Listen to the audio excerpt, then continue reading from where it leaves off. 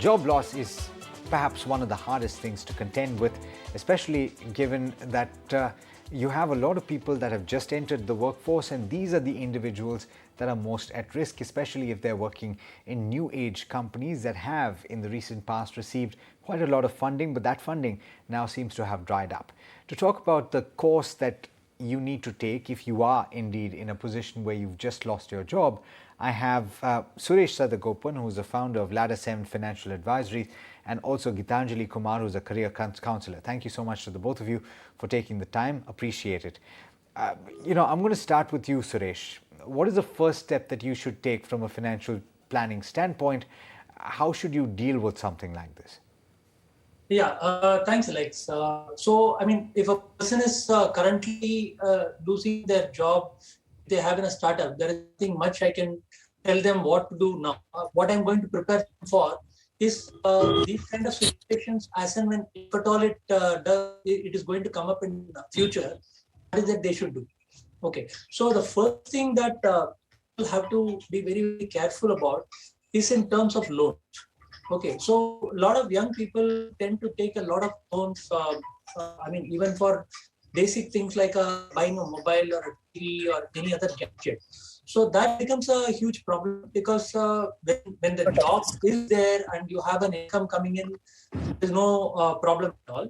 But in these kind of situations where there is a job loss and it may take maybe a couple of months for them to find a new one, it can, at least at a temporary level, it can actually create a problem for them. Should I go ahead, Alex, on other things that they need to do, or no? We will take them. We will take them one by one. But I do want to bring Geetanjali in on this next one. Before we get into what an individual should do, a lot of people are going in for jobs in the new age space. A lot of young companies offering very attractive packages. Should individuals, at least in the near term, be wary of a very glittery package and perhaps be a little safe in this environment?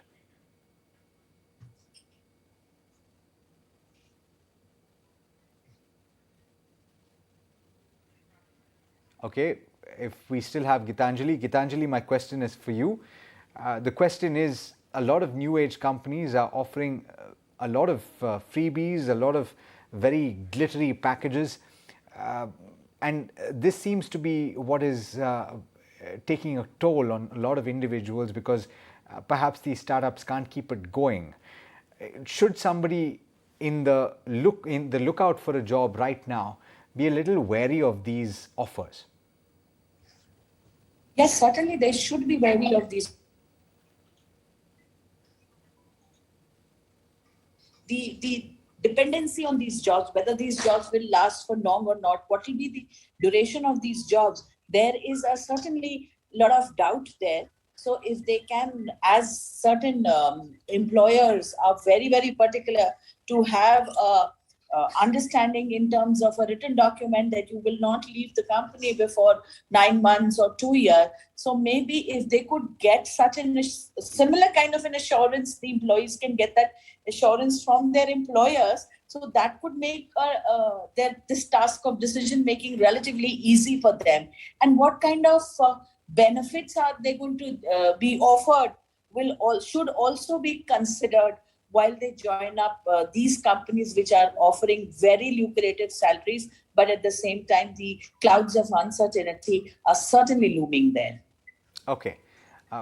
Then the follow-up. In a case where an individual has just lost their job, a lot of times this is something that is very hard to contend with. How, from a career planning perspective, would you recommend that they deal with this? Yes, certainly it's a big, big loss. It's a big shock. So maybe they can, first of all, the first and foremost thing is look for your shock absorbers, your go-to people, a mentor, a friend, a family member, where you can just speak your heart out. Ye ho gaya, it is done. Then just stay connected with the HR of the company so that you get your layoff letter, which very clearly states that it's not your incompetency, your underperformance that is leading to layoff.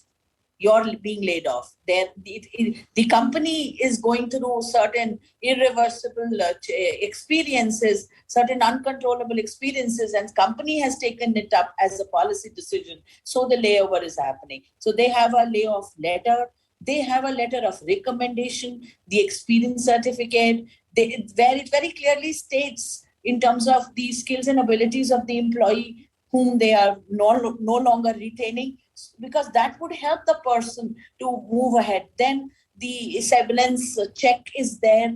Then in terms of other health benefits or other pension benefits or insurance benefits, what they need to be in consultation with the HR, so that before they close their journey with them, before the last day, they have their check with them, the paycheck with them, the severance check with them, severance letter with them, the layoff letter with them, the recommendation letter with them, which would help them look for a job ahead. All right, that makes sense. But from a financial planning standpoint, I'm coming back to you, Suresh, on this next one. You spoke about debt, and you spoke about retiring high-cost debt. Before we get into the next step, which is to deal with your immediate requirements, my question to you has to do with what Geetanjali just mentioned in the form of your retiral benefits. A lot of salaried employees are making savings towards the Employee Provident Fund, and that money becomes available to you if you are unemployed for a certain amount of time. Is it your opinion that somebody should access those funds to take care of immediate expenses, or should that be a last resort? See, when we want to save for retirement, and that is the reason why there is an employee provident fund to enable that, that should be seen as absolutely the last resort in terms of funding the current expenses. If there's no other option at all, then I would suggest somebody to touch that. Otherwise, the best thing would have been actually to create a liquidity bucket. So if they don't have anything at all, then probably they may have to drop on the employee provident fund bucket. But otherwise, typically what we suggest as financial advisors is ask them to create a liquidity bucket from where all the expenses can be taken. Typically 3 months of liquidity we ask people to keep aside, maybe in the savings account, maybe in a liquid fund, wherever. And we also now build a provision for major expenses. Major expenses can be in terms of maybe a mobile purchase, vehicle purchase, or it can be a vacation, it can be anything. So appropriate provisioning has to be done for that also. That is either saving up for that over a period of time, or you have some money you have allocated for that. So that is the provisioning. And the third thing, which is I think very, very important in this particular situation, is contingency planning. So we don't know. A contingency is something that we cannot really anticipate. It can come uncalled for at any point in time. And if somebody had done that, they would not be in a jam at this point in time. And if they have not done that today, going forward, this is one of the things that they should do. So how much of contingency, that really depends. It can be maybe a couple of lakhs. It can be much, much more than that. It all depends on what kind of contingency you're planning. So these three things, liquidity, appropriate provisioning, and contingency, are three very important things that people who are very young should take note of. I want to break this up into two sets of people, because I guess that makes a lot of sense. Geetanjali, I'll come to you in just a bit, but I want to ask Suresh. Suresh, when it comes to young people, you've just laid out what they should do. And in a lot of situations, hopefully, individuals can turn to their partner who is hopefully earning, or if they're very young, they can turn to their parents for a little financial aid or support. But in terms of things like health emergencies, do you suggest that they take measures during or in the interim between jobs, if they're unable to find something very quickly, to put that insurance in place, even if it is costly right now? Absolutely right, Alex, because people today are very much mobile in their careers, and even assuming that there is no job loss, there's always a possibility of somebody taking a sabbatical and moving from one job to another job. This happens all the time.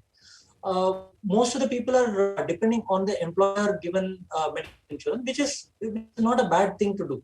But there are a lot of people who also get into some kind of an entrepreneurship, which means that the employer given medical insurance is not there, or they take a sabbatical, they take off for maybe 6 months and things like that. And in a jobless situation, anyway, that is going to be there. So normally, as a standard practice these days, what we recommend is a certain level of medical insurance that everybody should take up for themselves and for their family. Today, medical insurance is not all that expensive.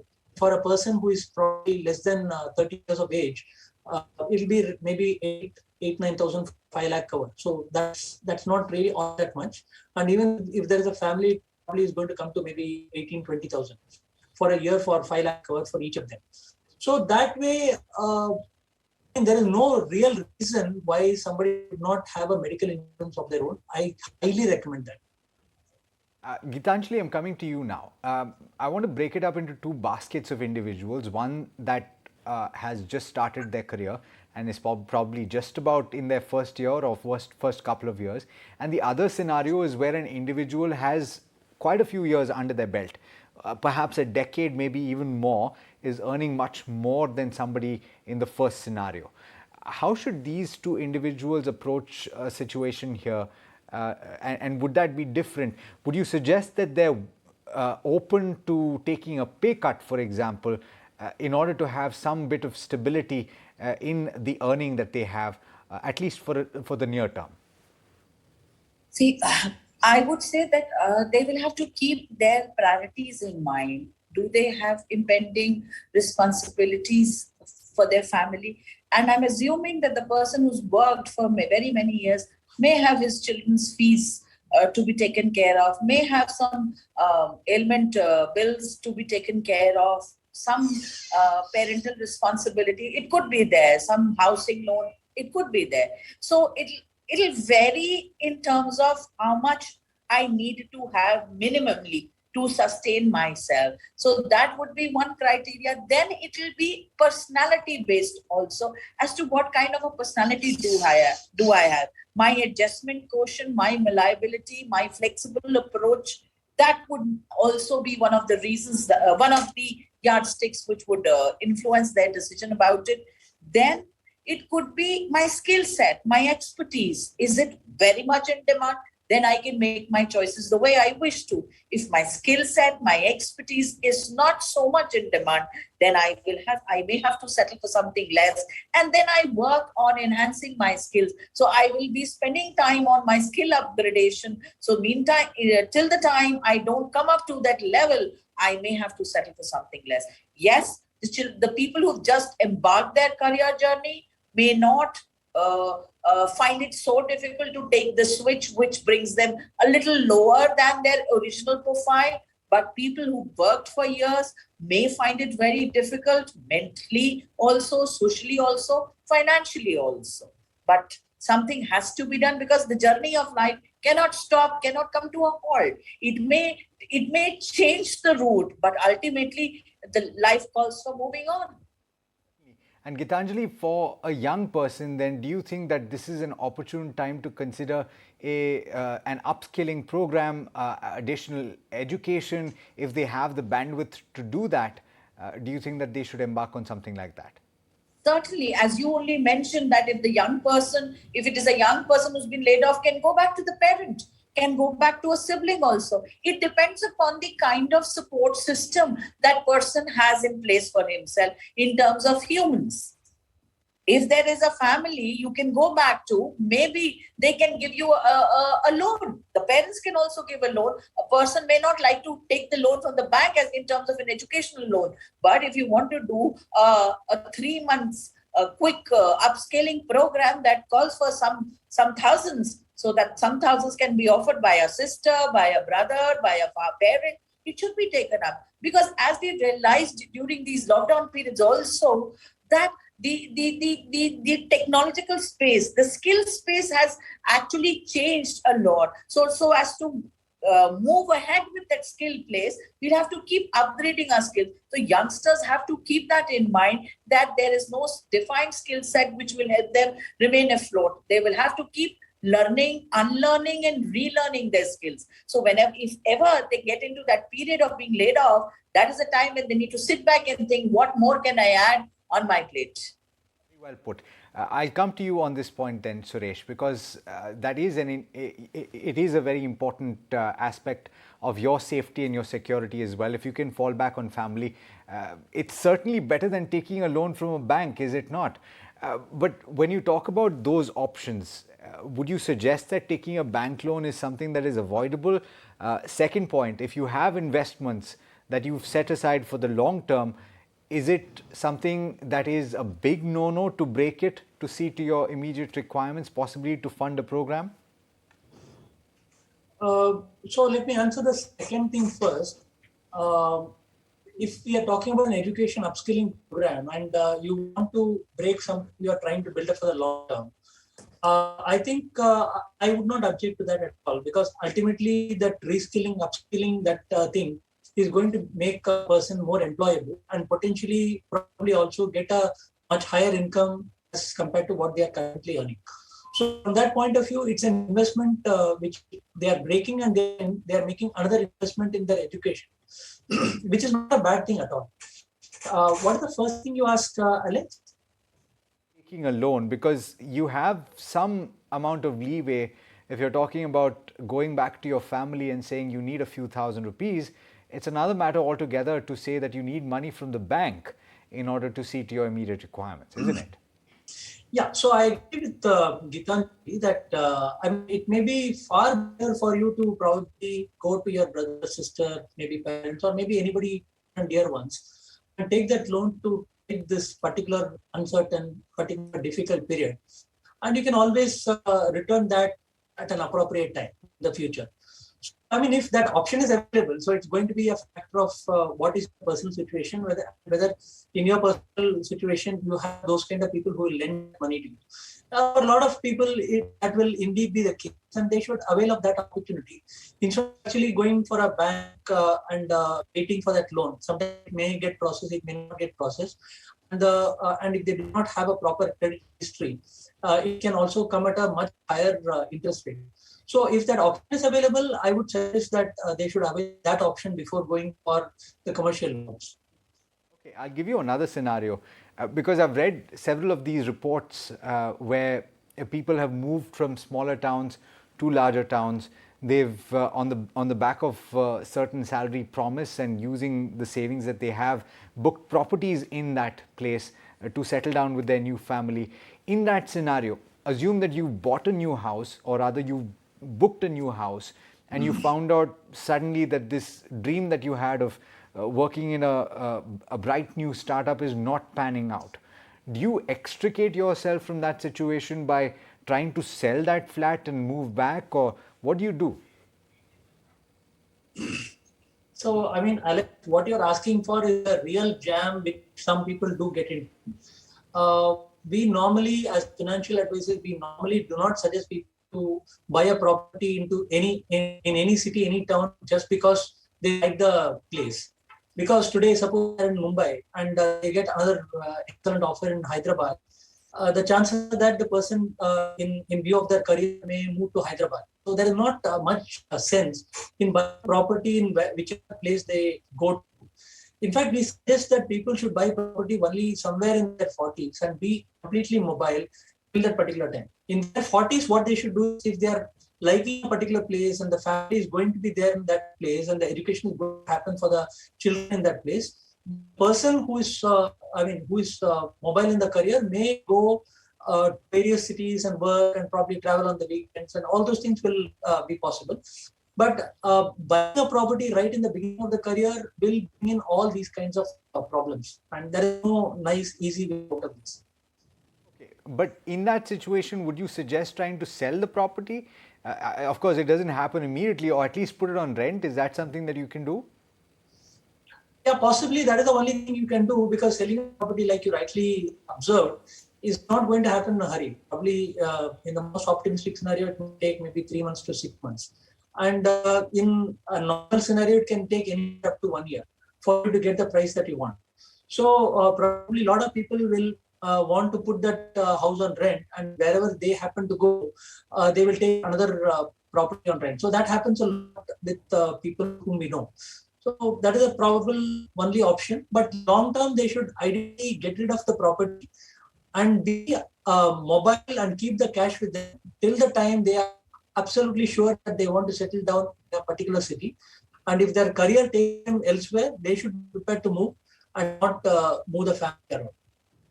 And it again, to drive home the point, important to have an emergency corpus just to take you past these issues that could crop up. Suresh as well as Geetanjali, thank you so much for joining in.